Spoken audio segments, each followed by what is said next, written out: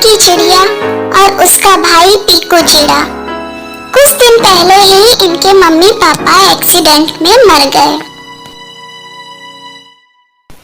घर में बचे कुछ राशन से इनका गुजारा हो रहा था, पर अब घर का सारा राशन खत्म हो चुका है। पिंकी और पीकू दोनों बहुत ही छोटे हैं। ये कहीं बाहर जाकर काम भी नहीं कर सकते।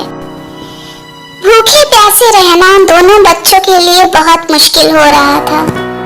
भूख के मारे पिंकी चिड़िया रोने लगी। पिंकी रो मत, मैं तो हूँ ना तेरा बड़ा भाई। मम्मी पापा नहीं है तो क्या, मैं भी जाता हूँ जंगल में, कहीं ना कहीं तेरे लिए खाने की व्यवस्था करके आता हूँ। ठीक है भैया, जल्दी आना, मुझे बहुत जोरों की भूख लगी है। ऐसा कहके पीकू चिड़ा खाने की तलाश में चला जाता है। पिंकी चिड़िया घोंसले में बैठी उसका इंतजार करती है। कई घंटों के बाद पीकू चिड़ा वापस लौट कर आता है। मुझे माफ कर दो पिंकी, मैंने बहुत कोशिश की पर कहीं पर भी खाना नहीं मिला। कोई मुझे काम भी देने को तैयार नहीं है क्योंकि मैं अभी बहुत छोटा हूँ ना। अब क्या होगा भैया, हम कैसे रहेंगे? क्या हम भूखे प्यासे मर जाएंगे? भैया तुम एक काम क्यों नहीं करते?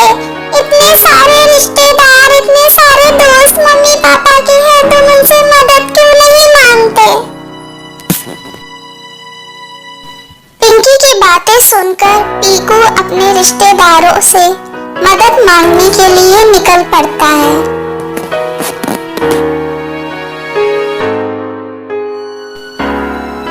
पीकू चिड़ा अपने ड्रेक अंकल के घर आता है। ड्रेक अंकल तालाब में रहा करते थे। ये उनके आराम करने का समय था।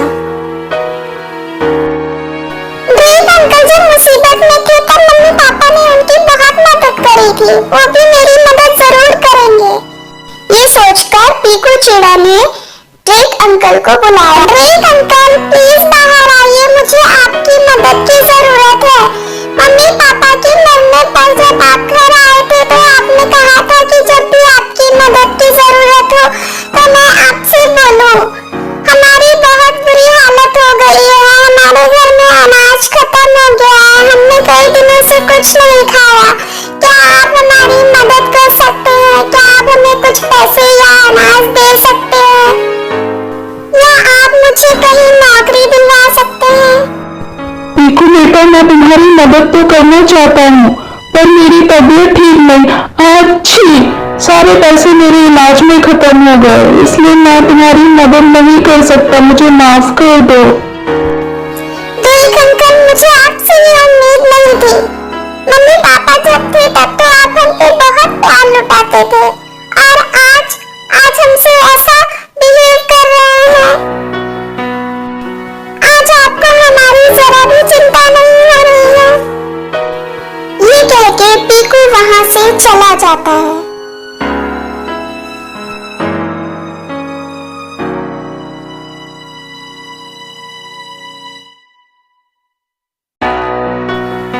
मम्मी पापा बिल्कुल सही कहा करते थे, दुनिया में अधिकतर लोग मतलबी होते हैं।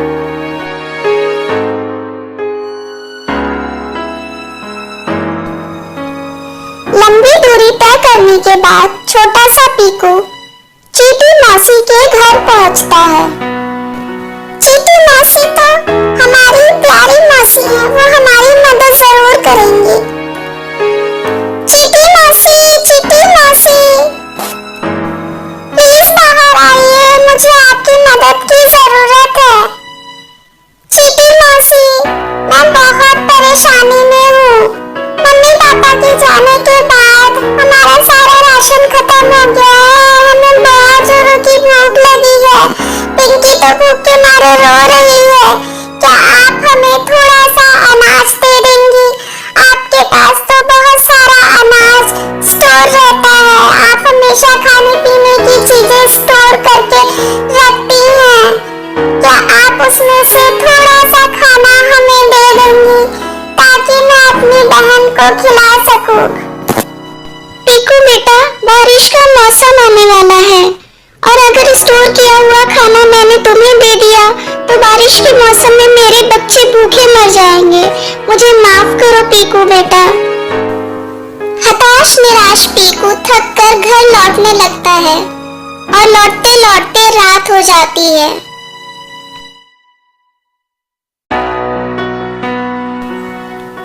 रास्ते में उसे चमकता हुआ फल का पेड़ नजर आता है।